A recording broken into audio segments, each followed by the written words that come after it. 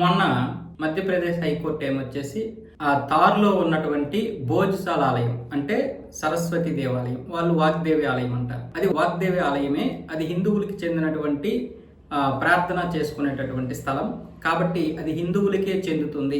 ఆధారాలన్నీ అంటే ఆర్కియాలజీ చూపించినటువంటి ఆధారాలతో అన్నీ సరిపోలేయి కాబట్టి హిందువులకి చెందినటువంటి వాగ్దేవి ఆలయం అని మధ్యప్రదేశ్ హైకోర్టు స్పష్టం చేస్తే దాని గురించి ఇప్పుడు కాంగ్రెస్ అక్కడ ఏడుస్తోంది.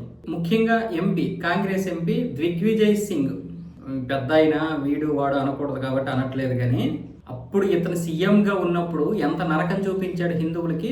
అక్కడ పూజలు చేసుకోవడానికి లేదన్నాడు. మళ్ళీ తర్వాత 1995-96లోనూ అక్కడ హిందువులు పూజలు చేసుకోవచ్చు, కేవలం మంగళవారం హిందువులు, శుక్రవారం ముస్లింలు నమాజ్ చేసుకోవచ్చని కోర్టులు తీర్పిచ్చాయి. అప్పటి వరకు దిగ్విజయ్ సింగ్ అడ్డుపడ్డాడు. మరి అలాంటి వాడు ఇప్పుడు ఎందుకు ఊరుకుంటాడు? ఇప్పుడు మధ్యప్రదేశ్ హైకోర్టు ఏమొచ్చేసి ఇది హిందువులకే అని చెప్పగానే అది ఎలా హిందువులకు అవుద్ది, అక్కడ అది ఆలయం అని చెప్పడానికి ఏ రకమైనటువంటి ఆధారాలు లేవని చెప్తున్నాడు. అంటే ఇందులో ఆశ్చర్యపోవడానికి ఏమీ లేదు. కాకపోతే దిగ్విజయ్ సింగ్ యొక్క బుద్ధి మీకు తెలియాలి, కొంతమందికి తెలియకపోవచ్చు. కాంగ్రెస్ అంటేనే వీళ్ళందరూ కూడా యాంటీ నేషనలిస్టు పొలిటీషియన్స్. అంటే చాలామందికి అది అర్థం కాకపోవచ్చు, ఏదేదో కాంగ్రెస్ పేరు చెబుతూ ఉంటారు, కానీ కాంగ్రెస్ అంటేనే ఆ సిద్ధాంతాలతో ఉంటాయి. భారతదేశానికి వాళ్ళు ఎక్కడా కూడా సపోర్ట్గా ఉండరు, మద్దతుగా ఉండరు. నేను అనేది ఏంటంటే, మీరు బీజేపీతో విభేదించండి, నరేంద్ర మోదీతో విభేదించండి, అమిత్ షాతో విభేదించండి, ఏ పార్టీనైనా ఇంకొక పార్టీ విమర్శించుకోవచ్చు. అది కూడా మీరు పారదర్శకత్వంగా ఉంటే విమర్శించుకోండి, లేదా మామూలుగానైనా మీ రాజకీయ దురుద్దేశంతో అయినా సరే విమర్శించుకోండి, పర్లేదు కొంతవరకు.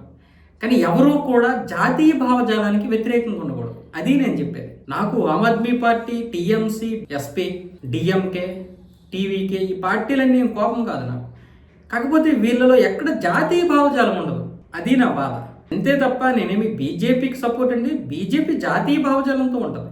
అంతేగాని నాకు ఏదో పోస్ట్ ఇచ్చేద్దని నేనేం పొగటం లేదు. జాతీయ భావజాలంతో ఉంటే ఈరోజు దేశం అభివృద్ధి చెందేది. రాజకీయ విభేదాలు ఉంటాయి, అంతెందుకు ఇప్పుడు నేను సొంతంగా పార్టీ పెట్టినా బీజేపీని విమర్శిస్తాను రాజకీయంగా. మనలో జాతీయ భావజాలం ప్రతి పార్టీ కనుక ఉంటే ఈరోజు దేశం ఇలా ఉండేది కాదు, ఖచ్చితంగా ఉండేది కాదు. రోహింగ్యాలు వచ్చేవాళ్ళు కాదు, మనం తన్నుకు చావచ్చు, కానీ బయటోడు వచ్చి ఇక్కడ దూరేవాడు కాదు. కానీ అది లేకపోవడం వల్ల విభజన హక్కులన్నీ వాళ్ళకి వెళ్ళిపోయాయి, మనకు రావాల్సినటువంటి హక్కులు మనం కోల్పోయాం. ఒక రిజర్వేషన్ హక్కులు కోల్పోయాం, విభజన హక్కులు కోల్పోతున్నాం. ఎందుకు?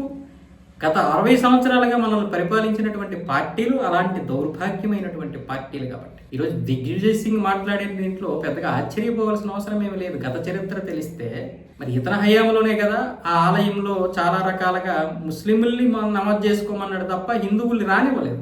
ఆ తర్వాత హిందువులు పోరాడి చివరికి మంగళవారం రోజు పూజలు చేసుకోవడానికి అనుమతులు పొందారు. ఇప్పుడు చివరికి మన దేవాలయం మనది అని కోర్టులు చెప్పినా కూడా వీళ్ళు జీర్ణించుకోలేకపోతున్నారు. మరి మన దేశంలో మనం ఇంకెంత పోరాడాలో ఆలోచించుకోండి. మనం ఇవన్నీ చెయ్యాలంటే మనలో యూనిటీ రావాలి. ఆ ఒక్క యూనిటీ మాత్రమే మనల్ని, మన యొక్క ఉనికిని కాపాడే విధంగా, వీళ్ళని తరిమి కొట్టే విధంగా చేస్తుంది. ఆ యూనిటీ లేకపోతే మళ్ళీ ఇలాంటి వాళ్ళు స్వార్థ రాజకీయాలతో మళ్ళీ మనల్ని పరిపాలిస్తారు.